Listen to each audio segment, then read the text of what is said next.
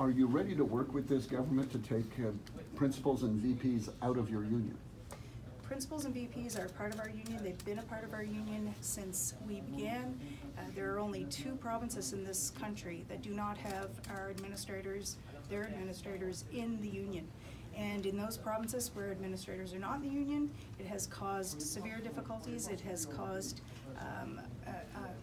a large amount of grievances. We do not want that to happen here. Which right provinces now, are those? Ontario and BC, I believe. I would have to double check that.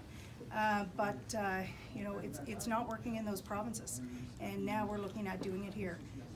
The administrators are our members, and Mr. Churchill today mentioned that, you know, the NSTU serves a great purpose, serves our members well.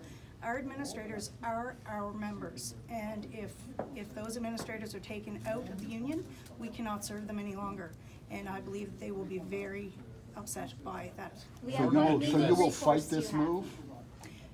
Sorry? You will fight this move? Absolutely, yes. What legal recourse do you have? We have to speak to our legal counsel about that. We have to look at you know, what the government can do, how it can be done. We have to look into all of that.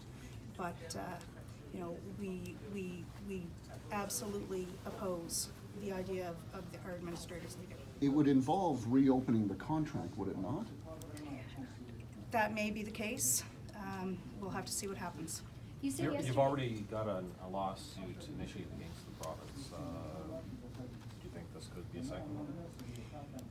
Anything's possible. We do have a lawsuit, and again, we will speak to our legal counsel about where we go from here. And this idea, it seemed to be some sort of olive branch that would suggest that they would make up whatever shortfall in union dues you would get from those members. Does that in any way appeal to you? Frankly, I'm insulted by that suggestion. I have to say that the union will not sell its members. We're not going to take a bribe from this government, and I'll leave it at that. And do you know how many VPs and principals, what they would make up as a percentage of your membership? I would have to check those numbers. I don't know right off. Can somebody it's about check a on tenth, that? probably about a tenth. So 10%? Okay. So, Liette, yesterday you talked about the College of Educators idea. You said that you were opposed to that as well. Can you just talk about your reaction to the news that government is going ahead with it and the way that the minister described it? Well, in discussing the College of Teachers, what is often brought up, and what's been brought up today, what was brought up yesterday was that it's to put in a set of checks and balances for teachers in the classrooms. We already have those now.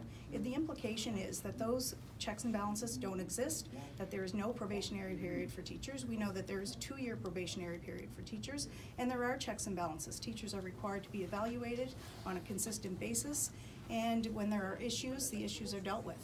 So, you know, implying that that is not happening is, you know, utter foolishness, really. The minister's saying there's a conflict of interest, though, in that whole process, because your boss is in the same union. Yes, it is. Administrators, as teachers with administrative duties, they are required to do those, and teachers know that. That's part of the contract. It's part of the contract language. So administrators do have those duties, and it works very well.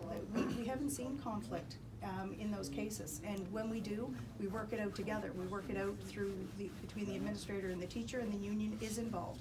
And you know, if this happens, that will not happen any longer. So there will be more conflict than we're seeing now. Right now, we work in a collegial manner.